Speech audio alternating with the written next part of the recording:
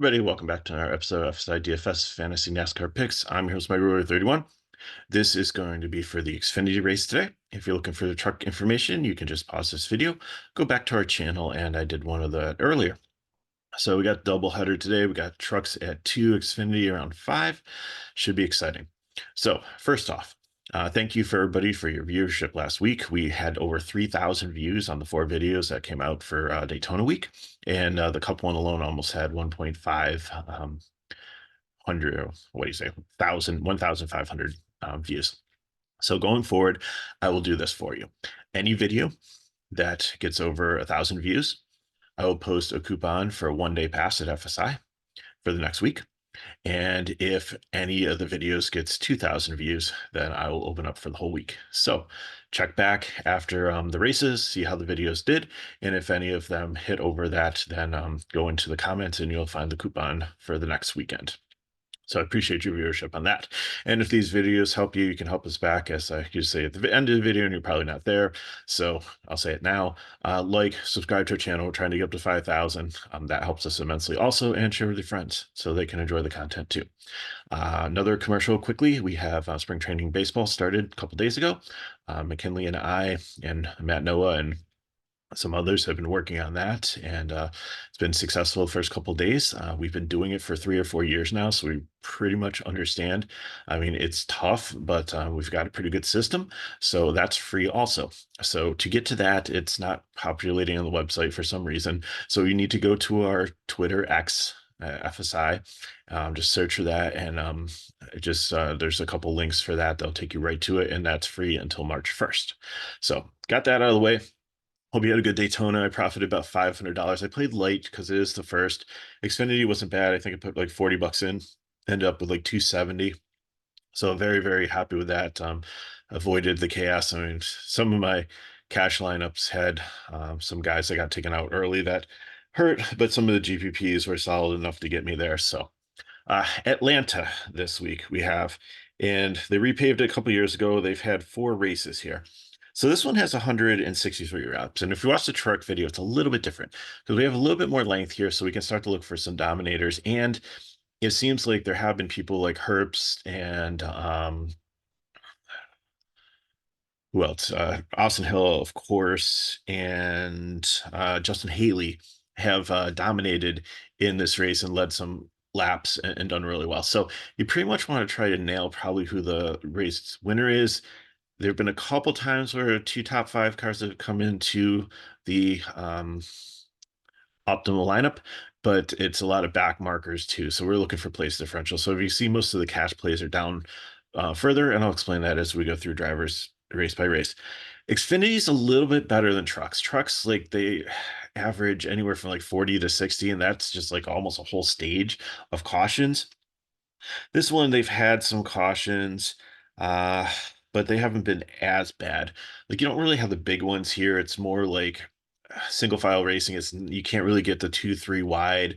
Their cars spread out. Not all the cars finish on the lead lap because some of them lose the draft, and the pack passes them because it's a shorter track this is a 1.5 mile track as opposed to a 2.5 mile track, but it races like a super speedway with the new pavement and banking and stuff like that. And it's not really a bad attrition race. And the truck series, only about like 6 or 8 didn't finish, and pretty much kind of the same for Xfinity. Even if there are wrecks, they're usually like single car things, and nothing like a huge major catastrophe like you see on the super speedways. So we're going to be looking for some people up top, and then we're going to looking for some place differential as we build our lineups. So, and I'm going to be running through. So if I'm looking down, I'm checking my iPad just to get the results for you, just to kind of look at Daytona, because they didn't have any practice for this. So your practice was pretty much Daytona. So some of the lesser teams, let me see if I get that stripe off me. There we go. So some of your lower teams might be a little bit more I'm more skeptical on, because I just want to make sure that the equipment's not going to break down, because they haven't had a chance to test it. And that doesn't mean that like a Gibbs car or JR Motorsports car or Childress car, like some of the other ones that are really, really strong teams with lots of depth and resources, aren't going to break down or have mechanical failure also. I mean, that's just the risk that you run when you don't have practice. So, but they did it during COVID, and it worked out okay. So I think it's the right decision on this track. after everything they went through at Daytona, especially like having going into Monday and having a short week. So, but anyways, let's get going. So Jesse Love, second pole. This kid is amazing. Kind of like what Ty Gibbs was doing a couple years ago, just like bursting onto the scene. But he's running the full season. Gibbs was not. So, definitely a rookie of the year candidate. So if those bets are still open, you might want to drop some coin on that. Uh, Looked amazing here, but was way too aggressive. Made a mistake as he was leading, and he got like had some issues and like got back up to the front, but then he just couldn't keep it, and he made, I don't know if he just put himself in the position to get wrecked at Daytona, and hopefully he learned from it. But it's just pretty amazing that he could get the pole again here, and I think he's going to be a great play going forward. GPP here to a fade, just because again, unless you think that he can just continue his like beginner's dominance and go out there, but like Austin Hill is going to be right there with him. And we saw what Austin Hill did at Daytona with a broken car, was able to still dominate and pull away and win that race. He is just masterful at these tracks. His multiple wins, definitely worth the price. Prime play, going to be highly owned. Love him, locking him in. Jesse Love, I'm not so sure there. This is a track too where I'm not pairing manufacturers as much in teams. Like you can look into that. I like that more on like the true super speedways, but you can put that in play if you want to in GPP. Jonathan Nemechek, like he's run well here at Atlanta, but he's always so like hit or miss, volatile. So I got to give him a GPP tag. I can't give him a cash play. Riley Herbst, really close to a cash play here. And I think I could consider it, just seeing like he's finished twice in the optimal lineup. He finished sixth in Daytona, starting position 11. We just seen him like get into like put himself in the position to get into some trouble, and like other people seem to take him out and nothing of his own doing, just some bad luck. But maybe that's starting to turn around. So he's a GPP, but if you want to circle him in your mind and borderline cash, if you're the last guy in cash, I'm really uh, okay with that too. So Parker Klingerman, he's aggressive on these tracks here. I think he's another great GPP play that could potentially win this. He was in the optimal lineup, I believe, in the spring or fall race last year. So he is definitely somebody to look at also. Sam Mayer, I think he's gonna have low ownership. I think people are starting to see like what a catastrophe he could be. Like he had success last year, but it was at the expense of others. So this is a track where somebody easily could turn him or get frustrated and run him over. So, and I think people still haven't forgotten some of the things that happened last year. So I'm very cautious in playing him. GPP to a fade for me. AJ Allmendinger GPP, and he could be, if you're building as if like Austin Hill is going to rock or not succeed or have an issue here, and you're looking for who the winner is in GPP, Allmendinger definitely could be. It does really well in these types of tracks. Finished 10th here after starting third. And that was just probably because there was a crash, I believe, towards the end. He was up there in contention. And I definitely think that he's one that could potentially win this race. So GPP to cash for me, if an alternate to Austin Hill, if you're trying to build that way in cash, taking a bunch of like floor players and then rotating who your dom is, he could be one of the ones. Ryan Truex, same thing, but a nice savings here at 8.3. I think I like him more in a GPP, but he had a really good season last year with the chances that he had in the car. And I believe he's running full time this year for Gibbs. So I just think we're going to see some solid things. And pretty soon his price tag's probably going to be up in the 9 or 10K. So buy now and buy low. Allgaier is always a threat on these tracks. JR Motorsports is pretty good super speedways. So I think that you can look at him also. He finished eighth at Daytona after running sixth, had a pretty solid run. So again, you could consider him also. Sheldon Creed is always a GPP. He's really good at these tracks, and he's probably going to win one day, but he just ends up getting into wrecks. I don't know if the Gibbs team is able to reel him in now, because Childress like couldn't control him. And that's why they got rid of him, and he was wrecking his own teammate just because you know he's a team of one. There's so Creed. Again, it's like a checkers or wreckers guy here, and great GPP play, but I can't play him in cash. Cole Custer is a GPP. I like the place differential here of potentially um, 10 points. How did he do at Daytona? 13th after starting 17th. So an average day. I don't think these are his best tracks. So I think he's in play here. I think I'll have high ownership just being the champion from last year. But again, if you want to like play in a 20 max, then like have Hill definitely in one, and then or maybe you can, if there's enough value guys down below, to have Hill and then your secondary Dom, and then just rotate between Hertz, Klingerman, Allmendinger, Truex, Allgaier, and Custer. I think that's how I'm going to build in some GPPs and 20 maxes there. Chandler Smith is good, but not great. He did finish fifth in Daytona after starting 19th, so there's some nice place differential there. So again, GPP, but I just don't think I think there's certain tracks that he's better on, and I'm this isn't one that I think he's like elite on, but he could do well. So I think he's definitely in consideration. Shane Van Ginberg, he doesn't have much experience in these cars. I just saw that ARCA race. He did better in this race than I thought he would. He ended up finishing 12th after starting fifth. So I'm still gonna fade him at like 8,500. I really want to see. I think the talent's there. He's more of a road course guy. He's if he came up in like the truck series or something, I think I consider him like more, but I can't play everybody. 8,500 is too much for me. Starting 13th, he's a fade. So I see him have more experience and more success. Sammy Smith, GPP, just price too high. I think he'll be highly owned just because he's a JR car and like he has had some success also at these tracks. He's a little bit more conservative than Chandler Smith if you're getting your Smiths mixed up. Chandler Smith was in the truck series. Sammy Smith has been a couple years ago. And uh, yeah, so Sammy Smith, I think he's in play here. But again, like I like the place differential. If he's the last guy in your cash lineup, I'm absolutely fine with that. Alfredo starting too far forward here for me. Like he did better than I thought he would. In he finished 24th after starting 10th in Daytona, and he's been up a Cup Series. Like he's one that like went up too fast and then came back down, and I like the team and everything for him, but I just really got to kind of is not the right situation. He's starting too far forward. Josh Williams, kind of same thing too. Like Josh Williams is going to be pretty much a staple for me using Xfinity. I think he's a solid play, but 7,600, it's a little too expensive, starting a little too far forward. So I don't think I'm going to have much shares of him, even though I really like playing him GPP.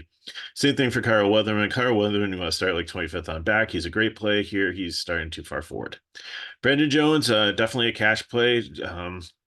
He is another volatile one, kind of like John Hunter Nemechek. Just got to get the right situation. I think this is a decent situation for him here. So I think that it's somebody that you can consider in cash. And I know the price tag's a little hefty, so this might be no 81's not bad. So if you're not getting the second dominator and you're going a couple guys balance, he started 22nd at Daytona, finished ninth. So if you want to like kind of balance it out with like two people in this range, like I'd probably like go like Jones and Jeb Burton if you're not going the second dominator. If you are going the second dominator, then with Hill, then you're probably going to need some guys more like in the 5 and 6K range to fill out your lineup. So Haley Deegan wasn't as horrible. Like she got taken out in a wreck. Like she just ran right into the back of somebody. Like it didn't even look like she tried to avoid it. But I wasn't driving her car. I don't know what the situation was, or visibility, or what happened. So she finished like almost dead last. She finished 37th. Is involved in like a wreck early. Again, getting used to the car, not the truck. It's a decent team. Should be okay, but starting too far forward for me here. GPP to a fade. Ryan Sieg, like him here, good type of track for him. He always seems to do well. Started 31st in Daytona, finished 22nd. I think he can definitely get up into the top 10 here, so I have no problem playing him in cash. BJ McLeod, good for him. Like he's actually looked decent. Like he's like moving up to like my Josh Williams level as maybe somebody that we can play with consistency for some floor, but not here starting 21st at this track. So he's going to be a fade for me. I like the price tag and everything, but starting way too far forward. He could fall back way too easily, and I don't trust the tech of his team being a single car, low budget team with no practice. Jeffrey Earnhardt, I like him in the Sam Hunt. He's driven some jalopies and done well. So GPP because he's starting a little bit further forward than I want, but I like the equipment. So I think, if he's last man in that price range, I'd take him, instead of dropping down like Deegan or Weatherman. I think if you don't have the 200 more for JJ Yaley and you're stuck in this range, then he's the plug and play there. Clements is good on these tracks. I wish he was starting like around 25th, but close enough. 7-1's not a bad price, so I'm okay with him cash. Parker Retzlaff, love this kid. He's been very good on these tracks. Thought about him as prime play, but he's starting a little bit further forward than I want. But he has just been absolutely just so good. He's finished third at Daytona after starting ninth. He's had like so many top 10 finishes on these types of tracks. He gets this driving. Jordan Anderson is a great team for these tracks, and his owner is really good here. Has probably taught him a lot. So actually love this play here. Same thing with Jeb Burton. Same situation. Jeb has won on super speedways before, like real super speedways in Atlanta, but I think he's definitely a candidate to do well. He finished 26th, but I think there's still potential for both these cars.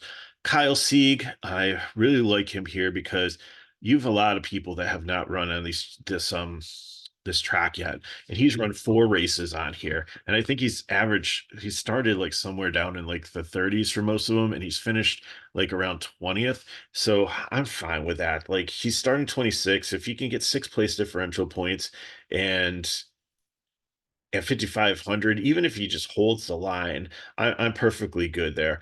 I look at all these people who've never run on this track before, or like are in teams that I don't trust. Like he checks all the boxes as having a consistent floor play for me, so I'm locking him in cash 5,500. CJ McLaughlin, same team, not as good as a driver, so GPP. Blaine Perkins, he's actually becoming pretty solid here, and another Ryan Sieg racing car. So at 48, I think he's a good cash play, but I like Sieg's experience more.